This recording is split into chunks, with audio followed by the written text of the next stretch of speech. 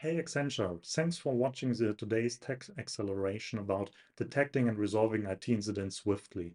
Just to mention it up front, I'm from Steadybit and we have already established a partnership together with you at Accenture. So whenever something you're seeing today seems to be relevant for one of your clients, feel free to reach out to us or to the colleagues at Accenture and to get us in the place and identifying whether Steadybit can help here is a good fit.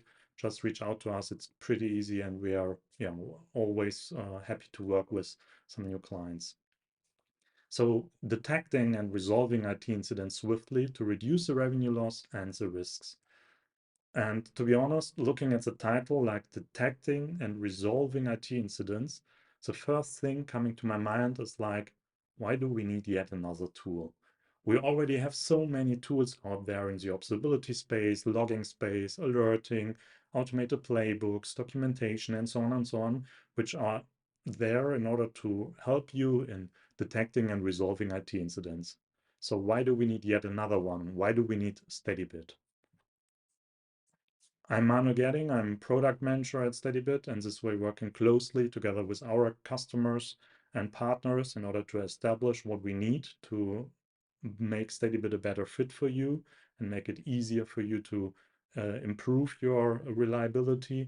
And on the other side, also working within our departments, well, like within the engineering, sales, marketing, and so on, in order to push the platform further.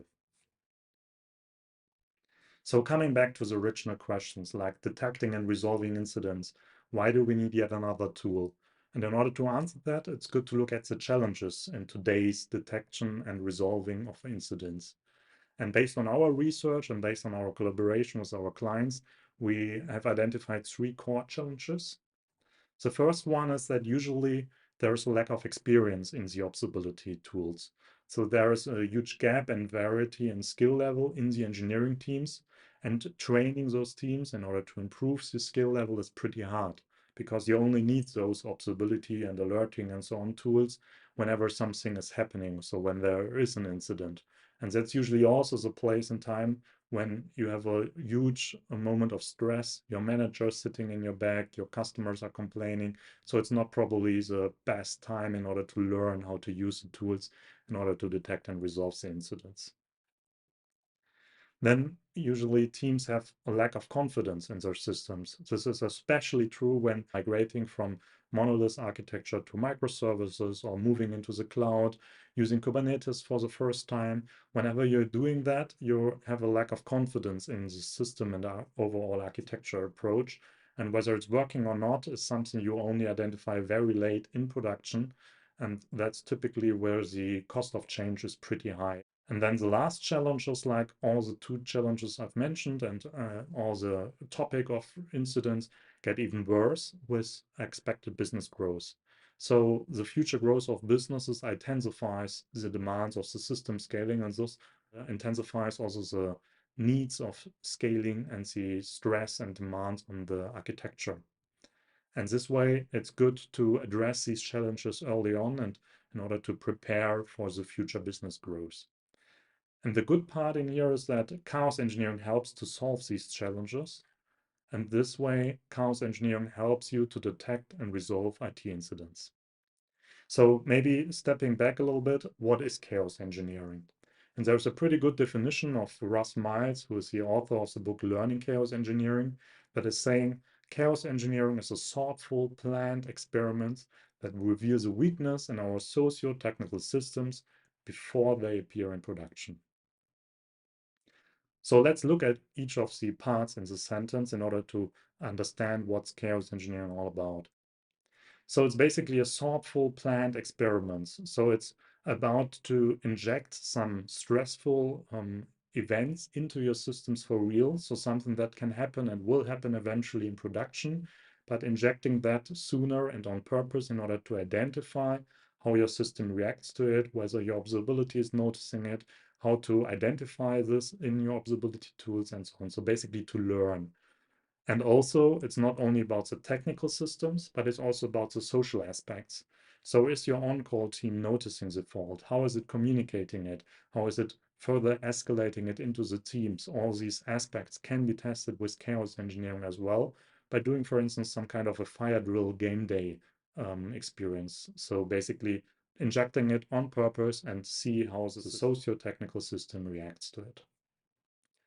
And with chaos engineering, we can actually test it before it appears for real in production, and we can even do it in a pre-production environment. So it's not needed to do chaos engineering in production at the first time, but you can start easily in a pre-production environment, learn over here, and eventually doing it at some day in the production environment as well. But to be honest, most of the chaos engineering tools out there aren't that nice. They are hard to install and get them up and running. They are lacking flexibility in supported scenarios. They miss integration even into some of the reliability tooling. And it's always hard to understand what's going on with chaos engineering right now and what's happening in your system without having full access to your system.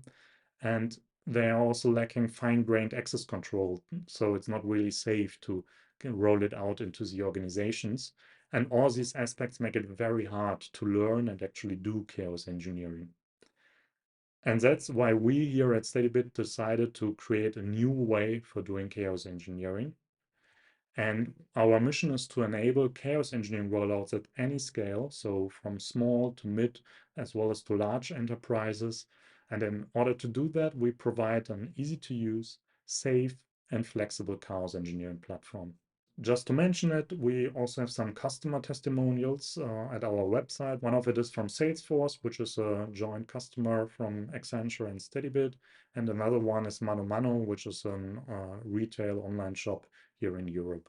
Now, actually, it's demo time. So I guess it's the best way to experience the easy to use, safe, and flexible chaos engineering platform.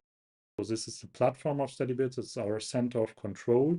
And we have already installed a little piece of software into our system under test. I will cover that later in the demo, how this has worked, how the architecture looks like. But basically, this little piece of software, this agent and extensions are actually able to discover all the infrastructure components that I'm using in order to later on allow execution and running chaos engineering experiments. So injecting faults into those components. You can see that on the left-hand side, we have a so-called team-based access control. So I'm currently in the online shop team, and a team is basically a set of users and a set of permissions, like which chaos engineering attacks I'm allowed to run, like am I allowed to shut down a host, am I allowed to stress CPU on container or host level, and so on and so on. So this way making it safe. And also you can define a so-called environment in order to separate all your infrastructure components. And this way, say like one team is only allowed to run chaos in a specific Kubernetes cluster, in a specific namespace, or only on a set of Linux hosts, or only everything that is defined in a specific AWS account. So it's a really flexible approach in order to assign like targets or infrastructure components to a team, and this way to a set of users. And you can see this also in the dashboard over here. So zooming in a little bit, you see that right now we have automatically discovered the system and seen like a bunch of containers, Kubernetes resources, Postman collections, Java applications, and so on. And right now we are seeing the global environment, which is everything that Steadybit has discovered. But we can also switch into another environment, and therefore the numbers changes, the amount of available targets changes, and this way you see a different set of components that are available for you to do chaos engineering. You can also open it up, and this way you're going into the Steadybit Explorer. So here you see a full overview of all the targets that we have identified, like all the containers, hosts, cloud provider services, observability integrations, load tests, and so on. And you can, for instance, go over to the containers, seeing like the container name, but also Kubernetes details for a specific container, as well as AWS information for that particular container. And all of these information automatically discovered by our small piece of software running in your infrastructure. And you can even click on it in order to see like more information, like the AWS account, or also seeing which host is currently running that specific container, or which Kubernetes deployment is a container belonging to. And all of these information are actually discovered for two purposes. One is to make sure that whenever you're running an experiment, you're hitting the right infrastructure. This way you can, for instance, say stressing the CPU of a host which is running a specific container. That's easily doable by using all these attributes.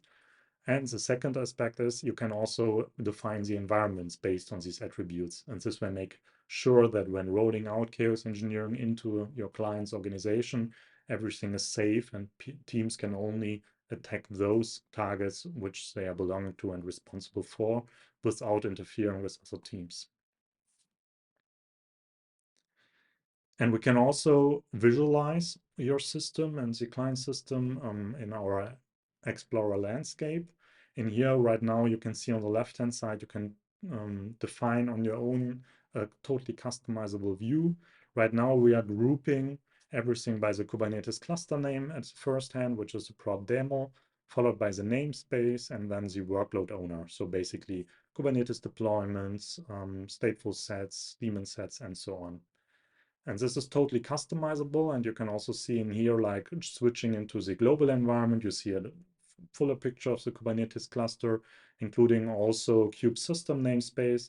And maybe the team isn't allowed to attack this. And this way it's only having access to another environment and only access to the namespace, which is responsible for delivering the services and the system that the team is working on. And of course, all of this works for Kubernetes, but also for non-Kubernetes environments like Linux-based environments or cloud provider services and so on. But that's something we will cover also in the architecture slide later on. What we are able to do now is based on the discovery data is showing you some advice on where to start or where to continue your chaos engineering journey.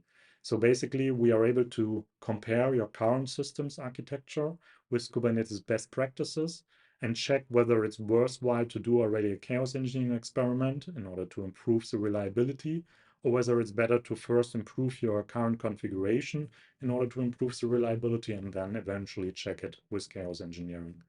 And for that, I can simply activate advice. And you see that based on the color, the Kubernetes deployments are indicated in a different state. So for instance, some require some actions. So basically an infrastructure change is needed in order to improve the reliability. Like for instance, fashion bestseller in here, Kubernetes deployment. When I'm opening it up, I can see that right now Steadybit has automatically identified that fashion bestseller isn't running in a redundant pod deployment. So there is some missing redundancy, and this way a single pod is hard to make it reliably working. Whenever you're shutting down a host or the single pod is gone for any reasons, then your whole service is gone as well. So this is why we recommend you to increase the replica to make sure that you have at least 2 redundant pods. Another example is like Toys Bestseller. In here, the orange state indicates it's the code configuration, the infrastructure configuration is looking good, but it's also good to check it. Like, for instance, the redundant pod deployment is green. This one is implemented, everything is great. And we also have identified that you have scheduled the 2 pods across 2 different AWS zones. But whether it's really working, so whether it's really working when one of the zone is down, that your load balancer is picking up only the one AWS zone which is available, that's something we advise you to test with a chaos engineering experiment. And based on the Steadybit's advice, you can easily create that experiment by just a single button click and run it in a couple of seconds. Just to mention it, all the advice features you saw so far can be totally customized. So they're actually open source. Whenever something is not working out for you, you can adjust it and change, for instance, some parameters or like some best practices that you want to check on. You can also build your own. So whenever you have a client that wants to check something very specific, you can implement that as well and provide it into Steadybit with the same look and feel, because actually we provide you an advice kit, a development kit that allows you to define the advice in the same manner that we did it with those advice coming from Steadybit. And of course, you can also specify which advice you want to check and exclude also some of the Kubernetes resources in case those are not relevant. All right, coming now back to the specific advice you see over here. like the scheduling of pods across 2 different AWS zones. In order to check whether it's working or not, it's advised to create an experiment. I have already done that. I can open it up easily in Steadybit, and now I'm in the experiment section of Steadybit. You can see basically a timeline-based editor. Of course, you can always start from scratch by creating a new experiment and, for instance, replay your past incident and design it in here, or as now, just use the pre-created experiment from an advice. It's a drag and drop editor. So on the left-hand side, you see all the different chaos engineering capabilities, like, for instance, injecting faults into a container, like at the network level, blocking traffic or delaying traffic, package corruptions, or also messing up with some resources like stressing the I/O or memory, CPU, stuff like that. You can also, of course, do similar things at the host level. Also, for instance, shutting down an entire host and checking how your overall system reacts to it. We support more chaos engineering faults like JVM-based attacks, where we are injecting Java code into your Java environment at runtime without any Java dependencies by doing bytecode manipulation, as well as some Kubernetes-based attacks and so on and so on. What we also support is like integrating some load tests, like injecting some load in your pre-production environment using, for instance, K6, and then checking how your system reacts to it, whether it's within your expectation. And in order to check your expectation, you can also use one of the checks we have available, like checking an HTTP endpoint and see which result is coming back, integrating with your observability, like checking whether your observability tool is noticing any faults while you're doing it, while you're doing chaos engineering. Or you can also check within the Kubernetes state, in the Kubernetes cluster, whether it's consistent to your expectation. And looking at the experiment that was already pre-created, we can see that in here we have an attack called the container block traffic attack. And we see that right now we are attacking exactly one single container because we have specified by using all the discovery attributes that we want to attack a container belonging to a Kubernetes deployment.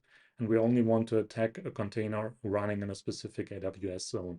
You can easily choose from the automatic discovered data and, for instance, say you want to attack 2 targets, 2 containers running in 2 different zones, or changing the attribute that you want to use in order to select that specific container.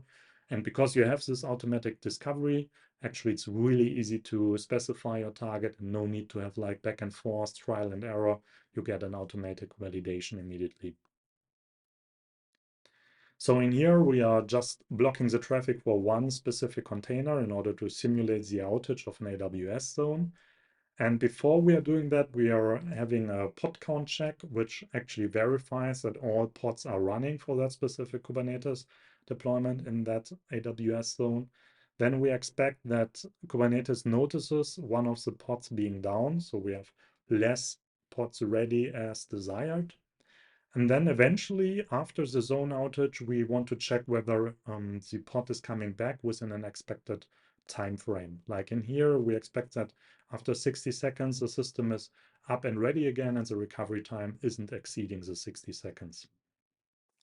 We also show the Kubernetes events from the Kubernetes cluster and some pod count metrics. You will see that in action when running the experiment.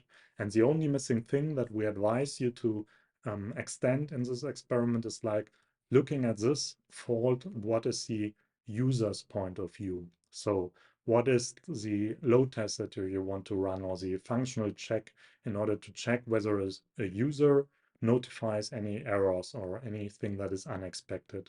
It can be also something like, is your observability tool noticing these faults? Or is an HTTP load balance endpoint still working? And in our case, we are doing exactly that. So we can use the HTTP check in order to check the UL. And for that, we are just using a JSON-based endpoint, which is used in our system in order to display some products. And I'm just using that one over here and specify that for an overall duration of 140 seconds, for 10 requests per second, I'm expecting that 100% of the responses are in OK state range. And I can also rename the step in here to reveal the intention.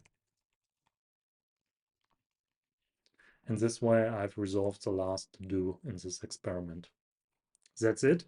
I've now designed my chaos engineering experiment. It's pretty easy to understand for everyone based on this UI representation. Of course, we also have a code-based representation, so JSON or YAML.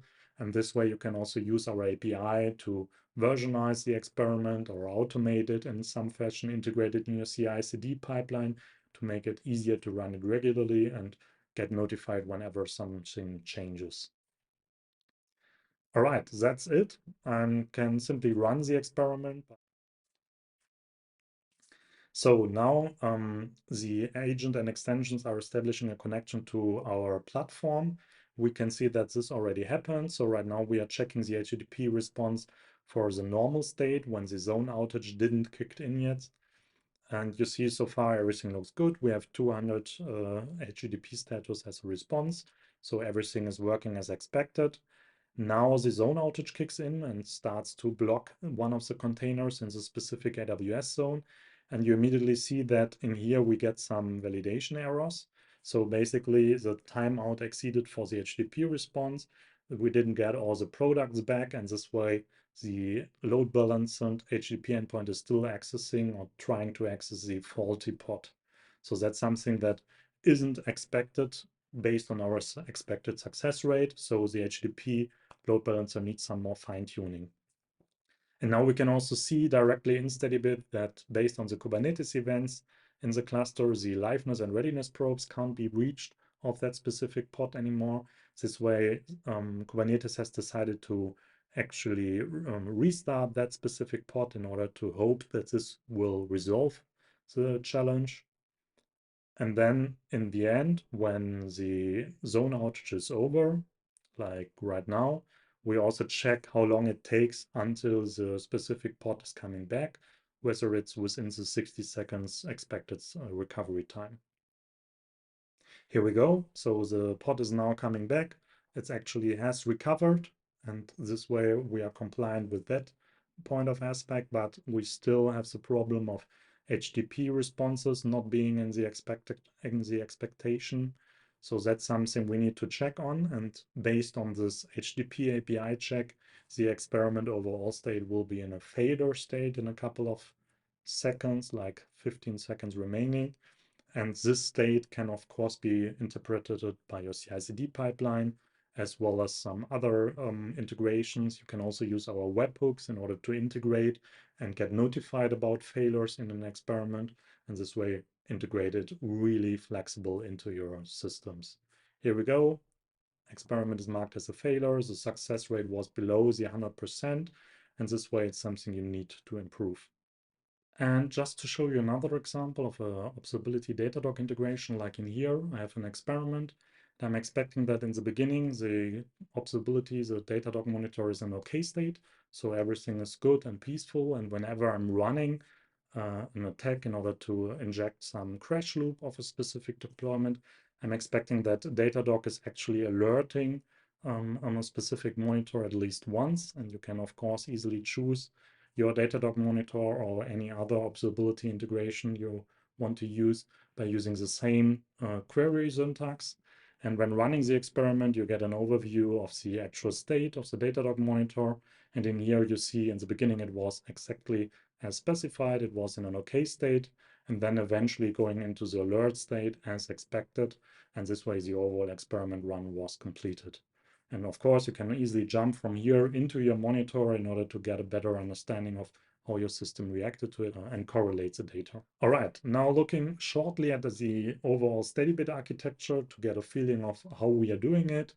So you can see on the left-hand side, we have the Steadybit platform, which is the center of control I have just shown you. And this one is available for on-premises, so totally air-gapped, no communication to the internet needed, as well as SaaS. So in case you want us to host it, that's possible as well. And then at your client's infrastructure, you need to install a Steadybit agent, which is basically responsible for network communication. So one agent per network boundary is needed, and it's communicating with the so-called extensions. These are small pieces of Go script, so really, really lightweight in resource consumption, and exists basically one per technology. So we have an extension for Kubernetes, containers, and hosts, as well as for observability integrations, as well as for load tests, and so on. And because you can freely choose which extensions you want to use, you can also make sure that you're only running resources that are important for you and that you're actually using. And the nice part of the extension is that all of them have been built on an extension kit, so on a development kit provided by Steadybit. So they are open source as well. And you can use this extension kit in order to build your own extensions. So whenever a customer has, let's say, a very proprietary message broker, then you can easily add support for that in your central chaos engineering platform by building your own extension and integrating it seamlessly into Steadybit. And just to get a feeling of which extension we have already built in order to support major technologies, you can see the Steadybit Reliability Hub, where we list all of those. And maybe looking into the Kubernetes one, you see, for instance, the target discovery that we are providing with that specific extension. These were the ones we saw earlier in the Explorer, for instance, at Steadybit, and also the provided actions, which are the ones that you can use in the experiment, like the attacks in order to inject faults, or the checks in order to check the state of your system, or a load test in order to run and integrate some load in your pre-production environment. So, wrapping everything up, as said before, our mission is to enable chaos engineering rollouts at any scale by providing an easy-to-use, safe, and flexible chaos engineering platform. Easy to use by having a really intuitive user interface. You can just drag and drop your chaos engineering experiment actions. You can always see which containers, which targets you are attacking by specifying a query in Steadybit, and afterwards reveal your intention by renaming steps. And when running the experiment, you get a live view into your system in order to understand what's going on right now in my system. We also make it safe. So having the environment concept based on all the automatic discovery data to allow you to give fine-grained access control, fine-grained permissions to a team or to a set of user. And whenever you're running an experiment, you can specify which environment you want to use to make sure that you're not accidentally hitting something wrong. And in case something goes sideways and you're unsure about it, you can always stop a single experiment as well as stopping all experiments by using the emergency stop.